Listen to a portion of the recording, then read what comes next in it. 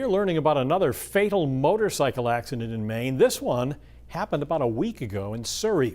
Police now say Harry Moore of Ellsworth was driving on Toddy Pond Road when he went off the road, hit a ditch, and went airborne.